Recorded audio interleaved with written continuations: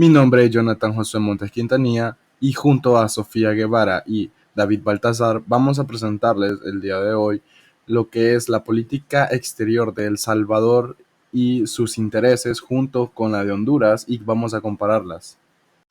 En la actualidad, Estados Unidos y China han dejado en evidencia de las situaciones bilaterales que han estado aconteciendo entre El Salvador y estos dos actores políticos, y lo que cada una de estas acciones representan para dichos actores, en el entendido que cada uno de estos países posee ideologías políticas diferentes, así como intereses diferentes en cuanto a El Salvador. Cabe mencionar que deben tomar en cuenta las situaciones ocurridas en el gobierno anterior del presidente Bukele, para conocer los efectos de la política exterior. Sin embargo, lo que ésta genera en las relaciones de El Salvador con otros países. Observaremos si la política exterior ha cambiado y cómo ha influido esta en El Salvador, con Estados Unidos, China, etc. Ahora bien, empezamos con Nayib Bukele. Empezamos hablando de la relación entre Nayib Bukele y Estados Unidos, sin antes mencionar que Estados Unidos ha tenido una estrecha relación con El Salvador en el largo del poder que obtuvo Arena hasta el 2009, donde el FMLN crea un alineamiento de El Salvador con Venezuela, Nicaragua y fundamentalmente Cuba. Esto ocasionaba una inquietud en Washington en el 2018, a finales de la presidencia de Sánchez Serén. Se produjo el desligamiento de Taiwán, abriéndose así a inversores estratégicos tales como China, que al otro lado estaba Estados Unidos, y él veía esa alianza. Nayib Bukele entra a la presidencia en el 2019, hablando en voz alta de querer mejorar las relaciones políticas exteriores con Estados Unidos, ya que era un socio económico más atractivo que Venezuela, Nicaragua y Cuba. En julio de ese año, el secretario de Estados Unidos, Mike Pompeo, visita El Salvador. Habían pasado alrededor de 10 años sin que alguien de ese nivel visitara El Salvador. El plan fundamental de ese viaje era el problema quizá más grande que ha tenido socialmente El Salvador, el cual era las pandillas. El secretario se refirió a la pandilla MS-13 como el mayor destructor de aproximadamente 40 a 50 estados de Estados Unidos. Mientras el tiempo pasaba, Nayib Bukele fue apoyando los foros regionales contra el régimen de Nicolás Maduro. Así, el 3 de diciembre, Nayib anuncia el desligue total de los diplomáticos del gobierno de Maduro. Mientras pasaba el tiempo, Nayib buscó cada oportunidad para seguir ligado a Estados Unidos. Eso lleva a que El Salvador aceptara los nuevos enfoques migratorios que la presidencia de Trump ofrecía para el Triángulo Norte. En septiembre del 2019, Bukele tiene una entrevista con Trump en la Asamblea General de las Naciones Unidas y usaron el acuerdo para combatir a las maras, el narcotráfico, asesinatos y trata de personas. Bukele adoptó medidas más estrictas para controlar la migración irregular y frenar el flujo de salvadoreños hacia Estados Unidos.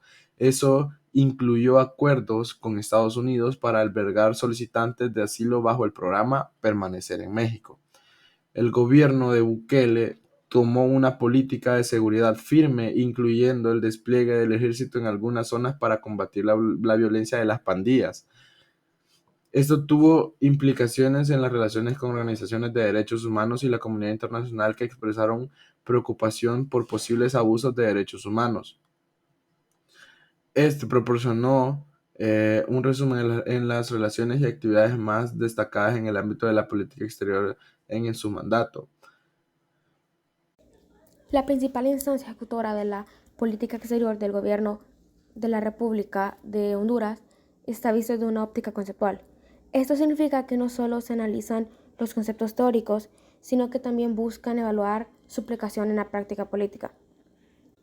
Honduras manejaba una relación bilateral con Taiwán, pero hubo una motivación para un acercamiento entre Honduras a China y beneficiarse de la generosidad económica que esto nos traía.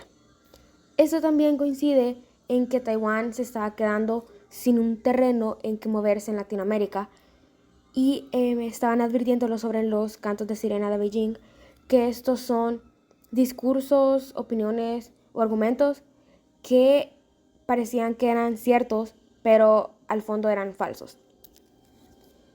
Honduras formalizó la apertura de las relaciones diplomáticas con la República Popular China un 26 de marzo de 2023 y por una visita generó varios acuerdos de cooperación entre diferentes campos que proyectaban un futuro esperanzador para el crecimiento y el desarrollo de los dos países. Entre estas esperanzas estaban los lazos entre China y Honduras para impulsar un mejor desarrollo y un beneficio para cada ciudadano, porque les estaban dando oportunidades y buscar mejoras para la condición en la que vivían y para garantizarles una convivencia con una armonía para todos. Las nuevas relaciones fueron confirmadas mediante la firma de la declaración conjunta entre los ministros de Relaciones de Honduras y China, Eduardo Enrique Reina y Qin Gang, en la ciudad de Beijing respectivamente. Honduras reconoció que existe solo una China en el mundo y ambos países decidieron trabajar respetándose mutuamente en su soberanía y en su integridad en el territorio, teniendo igualdad, beneficios bilaterales y teniendo una coexistencia pacífica entre los dos. China no solo buscaba eso, sino que también buscaba que Honduras prosperara y que beneficiara no solo a nosotros como región centroamericana, sino también a Estados Unidos, porque así habían menos inmigrantes hondureños moviéndose a Estados Unidos, o sea, al norte, para buscar una vida mejor, porque la iban a tener ahí mismo. Teniendo esto, podemos decir que afectó las relaciones con Estados Unidos, porque Washington todavía mantiene relaciones con Taiwán y todavía lo suministra con armas de defensa, a pesar que conoce la posición oficial china. Para ver de forma analítica las políticas exteriores de estos estados, Honduras y El Salvador, utilizamos la propuesta de Calduch de 1990, en donde él expresa que las decisiones políticas se toman no por una sola persona o por una sola organización, sino que más bien toma en cuenta el papel de varios autores que toman estas decisiones, es decir, que no solo la ejerce una persona ni la decide una persona, sino que es pensada, analizada, ejecutada y posteriormente controlada. Esto con el fin de utilizar la política exterior de la forma más eficiente, más precisa y más adecuada en conjunto con los demás estados. Si bien es lo que podemos observar en las políticas exteriores de ambos países, ya que son muy similares, y lo que ambos estados buscan al hacer su política exterior es mantener siempre las relaciones bilaterales de forma estable y eficiente para sus propios estados y así para estas mismas relaciones.